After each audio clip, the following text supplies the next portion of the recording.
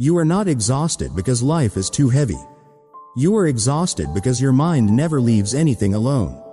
A simple moment becomes a problem. A delay becomes a message. A look becomes a judgment. A mistake becomes proof. And before anything has truly happened, your mind has already built a full trial inside your head. That is what overthinking really is. It is not wisdom. It is not depth. It is not intelligence. It is the habit of giving too much meaning to too many things. Marcus Aurelius understood this better than most. He ruled an empire. He lived with war, pressure, betrayal, uncertainty, and death close to him. Yet the battle he wrote about most was not against enemies. It was against confusion, against impulse, against false judgments made inside the mind. He knew something most people still refuse to learn. You do not suffer first from life. You suffer first from interpretation. Not from what happened, but from what you tell yourself it means. That is why overthinkers stay trapped. They do not just experience a moment. They explain it, expand it, distort it, and then suffer inside the version they created. If Marcus Aurelius were speaking to overthinkers today, he would not tell them to chase comfort. He would tell them to correct their mind. He would say, "You do not need more thoughts. You need better judgment." And that is what this video is about. Not how to think more, but how to stop turning every thought into suffering. If you stay until the end, you will understand the Stoic correction that changes everything. Overthinkers usually believe their problem is thinking too much. Marcus Aurelius would say that is not the real problem. The real problem is that you trust your first interpretation too quickly. Something happens. Immediately, the mind assigns meaning.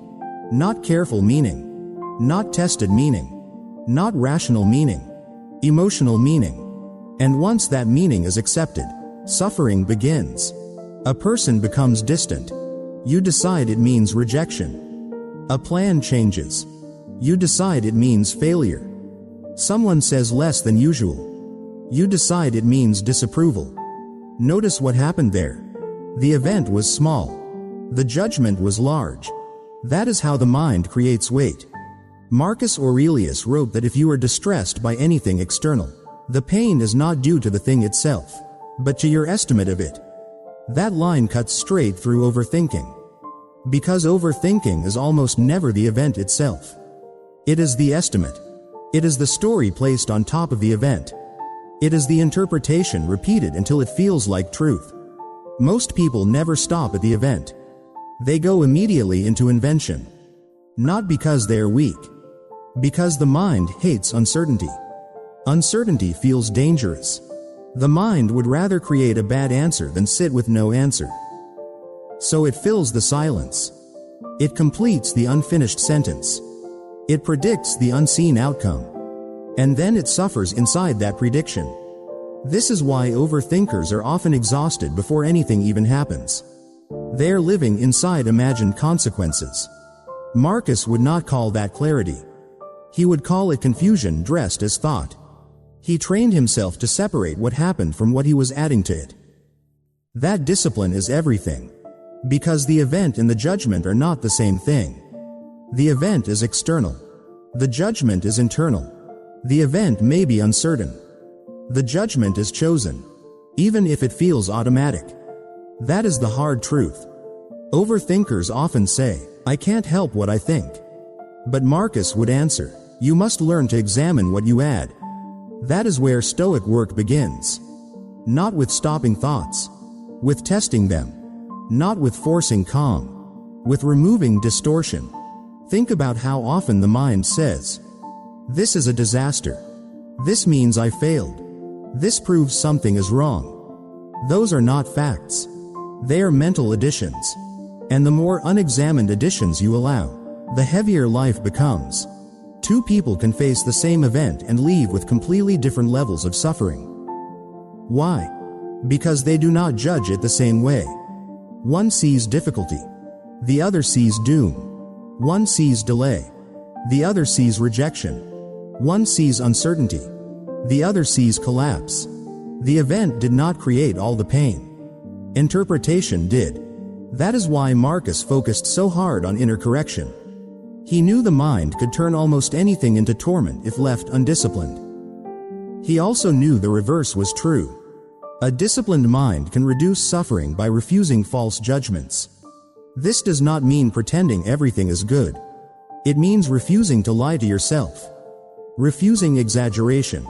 Refusing drama. Refusing imaginary conclusions. For an overthinker, this is the first great shift. Not everything you feel means something. Not everything you think is true. And not everything that happens deserves a painful interpretation. Once you see that, you stop asking, "Why do I think so much?" and start asking the better question. Why do I believe every first judgment my mind produces? Stoic principle. Most people try to control their thoughts. Marcus Aurelius did something different. He controlled what he accepted. That is the Stoic principle. Thoughts appear without permission. They enter the mind quickly, often emotionally, and usually without structure. You cannot stop that. You cannot prevent a thought from showing up. But you can decide what happens next. This is where your power begins. Not at the level of thought. At the level of judgment. Marcus wrote that the mind has the ability to refuse impressions. That line is often misunderstood. It does not mean you reject reality. It means you refuse to accept a thought as truth without examination. An impression is simply a mental appearance. A suggestion. A possibility. A first reaction. It is not a conclusion. But most people treat it like one. A thought appears. This is bad. And immediately, they believe it. No pause. No questioning. No distance.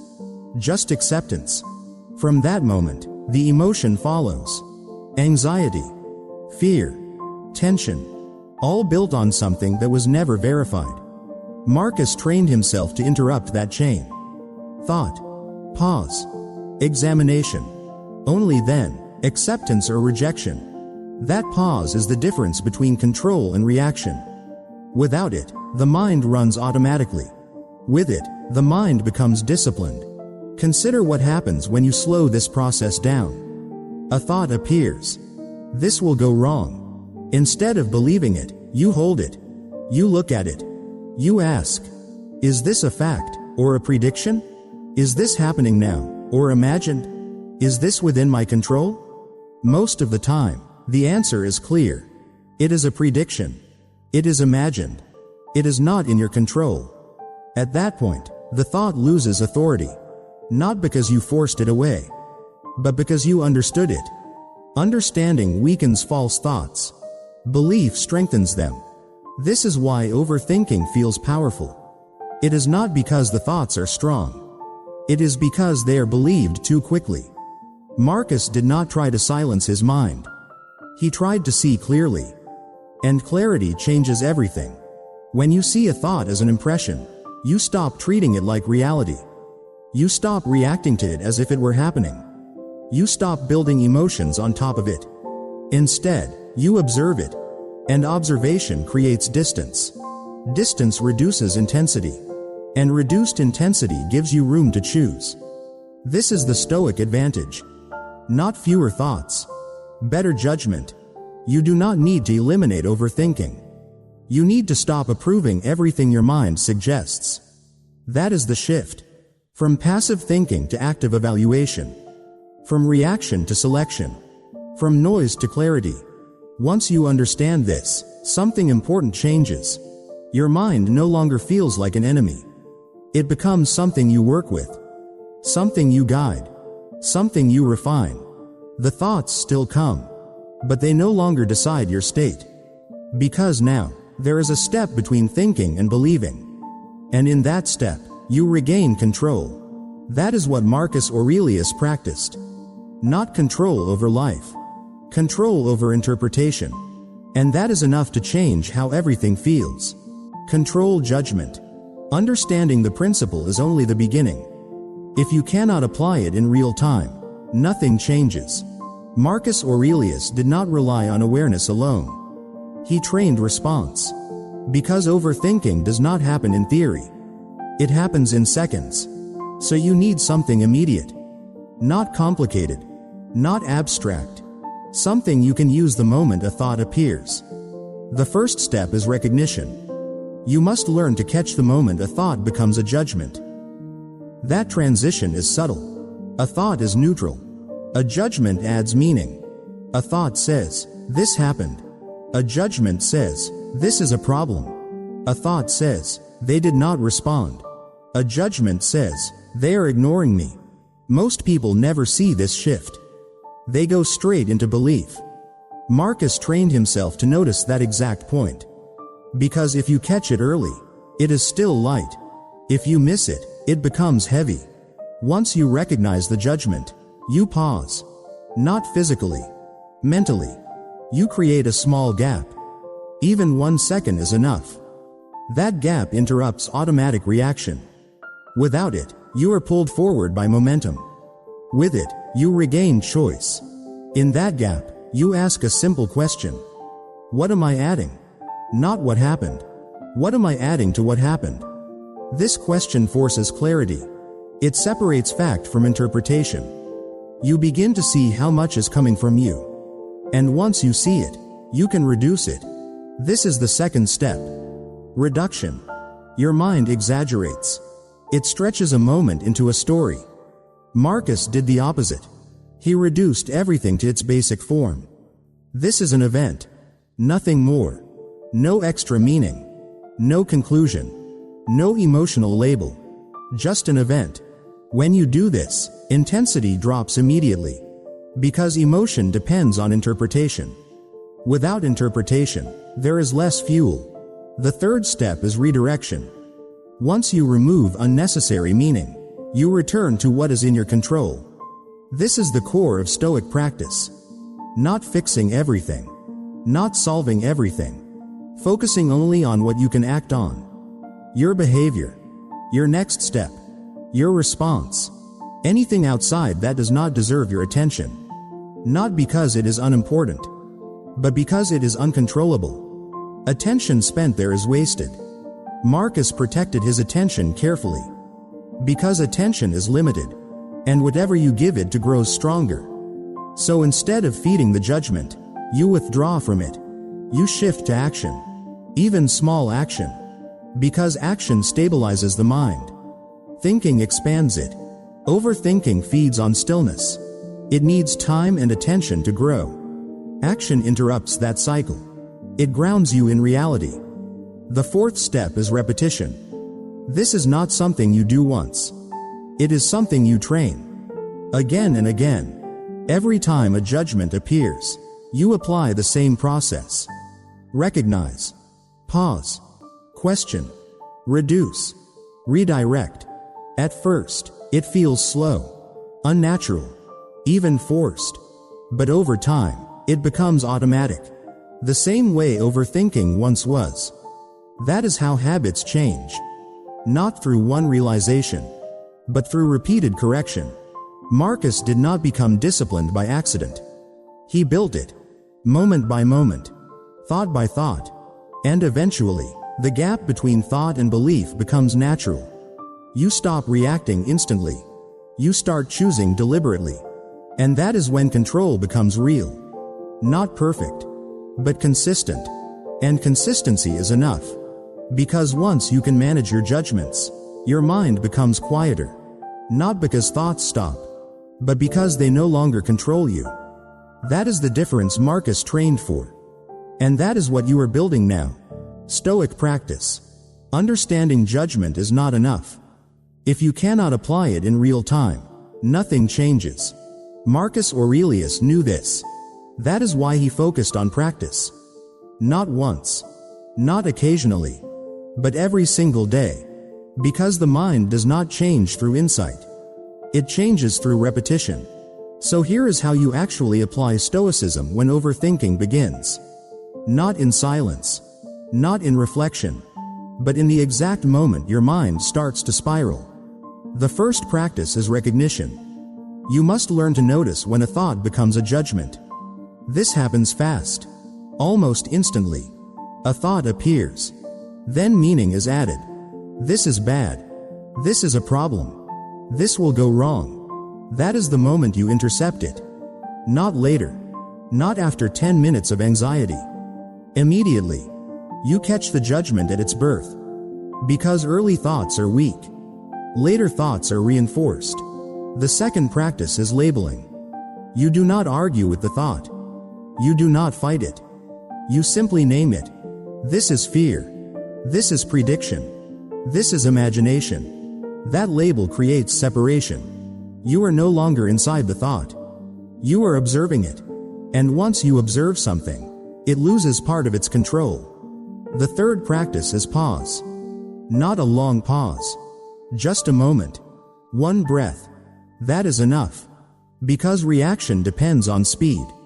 If you slow the moment down, you interrupt the pattern. Without that pause, the mind runs automatically. With it, you regain control. The fourth practice is questioning. You ask one simple thing. Is this a fact or an interpretation?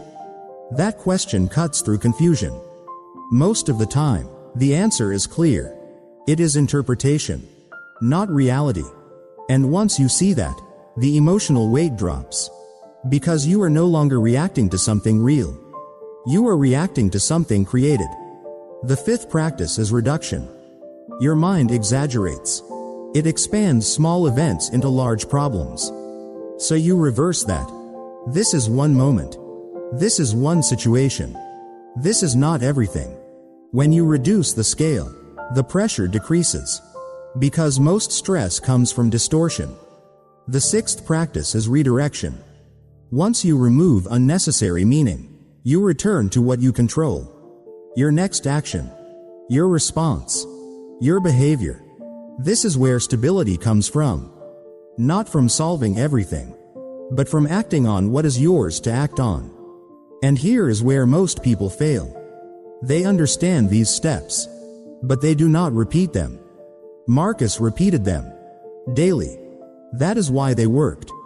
If this is starting to make sense to you, then you are already seeing what most people never notice.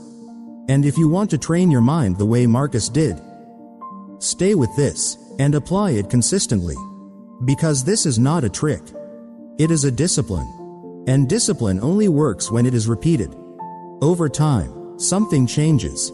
The thoughts are still there, but they do not feel as heavy. The reactions slow down. The urgency fades.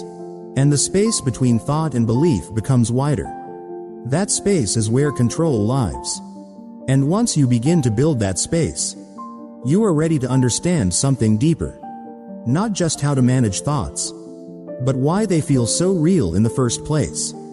Because the real problem is not just thinking. It is the illusion your mind creates. Philosophy insight. Because the real problem is not just thinking. It is the illusion your mind creates. Most people believe their thoughts are describing reality. Marcus Aurelius knew they are only impressions. And impressions are not always true. This is where overthinking becomes dangerous. Not when thoughts appear, but when they feel real. Your mind imagines something. A failure. A rejection. A loss. Nothing has happened. And yet your body reacts. Your emotions rise. Your tension increases. As if the event is already real. This is the illusion. The mind does not wait for reality. It simulates it. And if you do not question it, you live inside that simulation.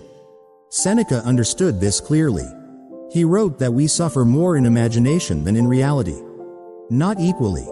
More. That means most of your suffering does not come from life. It comes from mental projection. From possibilities that never happen. From outcomes that never arrive. From fears that never become real. But your mind repeats them. Again and again. Until they feel certain. That repetition creates belief. And belief creates emotion. Not because the thought is true, but because it is familiar. Familiarity is powerful. It makes false things feel real. Marcus trained himself to break that cycle. Not by stopping thoughts, but by seeing them as impressions. This is only an impression. That is what he would remind himself. Not reality. Not fact. Just an impression. That single shift creates distance. And distance reduces emotional intensity. You stop reacting automatically. You start observing carefully. And something changes. The thought is still there, but it no longer controls your state, because you no longer treat it as truth. This is the foundation of Stoic calm. Not the absence of thoughts, but the absence of blind belief. Once you see thoughts as impressions, everything slows down. The urgency disappears. The fear weakens. The pressure fades. Because the illusion is exposed. And when an illusion is seen clearly, it cannot control you the same way. The world outside becomes quieter. Not because it changed, but because you stopped adding noise to it. This is what Marcus practiced. Not escaping reality. Understanding the mind. And once you understand the mind, you stop fearing it. Because you see what it is doing. And why. And that understanding gives you stability. Not perfect control, but enough clarity to stay grounded. Even when your thoughts try to pull you away. Habits, lifestyle. Understanding the mind is powerful. But understanding alone does not change your daily experience. Marcus Aurelius did not rely on knowledge. He relied on habit. Because habits shape how you respond before you even think. If you want a calmer mind, you need to change what you do repeatedly. Not occasionally. Not when you feel like it. But consistently. The first habit is awareness. Not deep analysis. Just noticing. Throughout the day, your mind drifts. It creates small stories. Small assumptions. Small predictions. You catch those moments. Not to fix them. Just to see them. That simple awareness interrupts the pattern. The second habit is simplification. Your mind complicates everything. It adds layers. It expands small things into large ones. So you train yourself to reduce. This is one moment. This is one task. This is not everything. That shift removes unnecessary pressure. And when pressure drops, clarity returns. The third habit is limiting mental time. Most people give their thoughts unlimited space. They think constantly, without boundaries. Marcus did not allow that.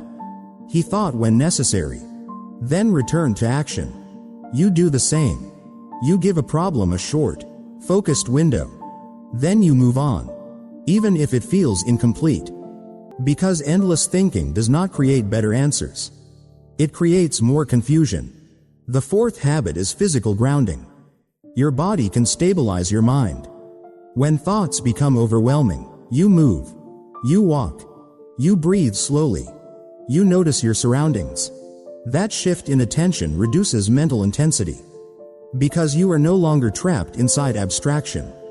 You return to reality. The fifth habit is accepting uncertainty. This is where most overthinking begins. The need to know what will happen. The need to feel in control. Marcus rejected that need. He accepted that uncertainty is part of life. Not something to eliminate. Something to live with. And once you accept uncertainty, something changes. You stop chasing answers. You stop forcing clarity. You focus on stability instead. And stability comes from how you respond, not from what you know. Over time, these habits reshape your mind. Not instantly, but steadily. You react less. You observe more. You simplify faster. And you recover quicker. The thoughts do not disappear, but they lose their dominance. Because your response has changed. And once your response changes, your experience changes. Not because life is different, but because you are. And when that shift becomes natural, you are ready for something deeper. Not just control, but freedom from the need to control everything. Because true peace does not come from controlling life. It comes from no longer needing to. Most people spend their time trying to manage everything outside them. Outcomes, opinions, uncertainty. They believe that if they can control those things, their mind will finally be calm. Marcus Aurelius understood the opposite. The outside world will never fully cooperate. People will change. Situations will shift. The future will remain uncertain. That does not change. What can change is your relationship with it. And that is where freedom begins. Not when life becomes predictable, but when your mind becomes stable. Overthinking loses its power the moment you stop treating every thought as truth. Not when thoughts disappear, but when belief becomes selective. That is the shift. You no longer chase every idea. You no longer react to every emotion. You no longer build stories out of incomplete moments. Instead, you pause. You observe. You choose. And that choice changes everything. Because now your mind is no longer pulling you in every direction. It is following your lead. This does not make life perfect. You will still have moments of doubt, moments of fear, moments where your thoughts feel loud again. But they will not last the same way. Because you now understand what is happening. You see the pattern. You recognize the illusion. And once you recognize it, it weakens. That is what Marcus practiced. Not perfection, but awareness.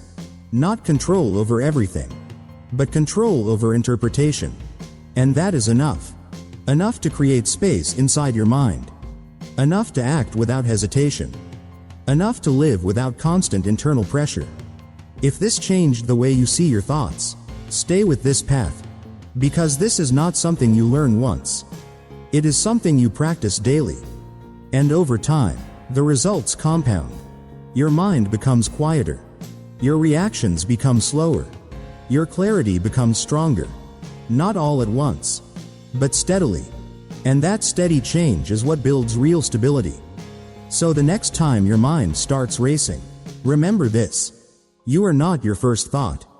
You are the one who decides what it means. And in that decision, you take your power back. If you want to keep strengthening that control, stay connected to this channel. Because mastering your mind is not a single idea. It is a way of living. And the more you practice it, the more freedom you create. Not outside, but inside. And that is where it matters most.